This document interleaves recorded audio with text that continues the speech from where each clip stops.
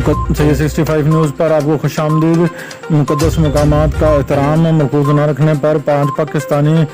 گرفتار، اور ترجمان مدینہ کے پولیس نے کے مطابق جو ہے سیکورٹی فورسز نے مسجد نبوی کے صحن میں سے ایک پاکستانی خاتون اور ان کے ساتھیوں کے خلاف توہین آمیز اور خارج خانہ جو ہے زبان استعمال کرنے سے غلط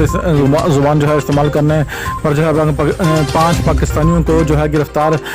کر لیا گیا ہے۔ سعودی عرب کے سرکاری خبر رساں ایمرجنسی SPA کے مطابق مدینہ منورہ پولیس کے ترجمان نے ایک بیان میں کہا ہے کہ مسجد نبوی کے صحن میں قانون کاری کے مکمل کر کے ان کے مطابق جو ہے حکمران کے حوالے کیا گیا ہے، اور پولیس کے ترجمان نے کہا ہے کہ یہ لوگ مسجد نبوی کے تقدس کے منافی عمل کے مرتکب ہیں اور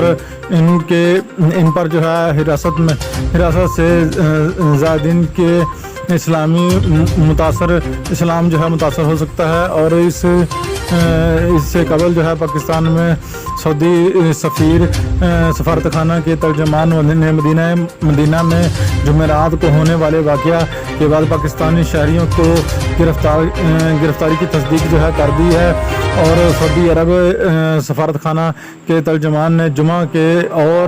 اردو نیوز کے ایک بیان میں کہا ہے کہ ان کو سخت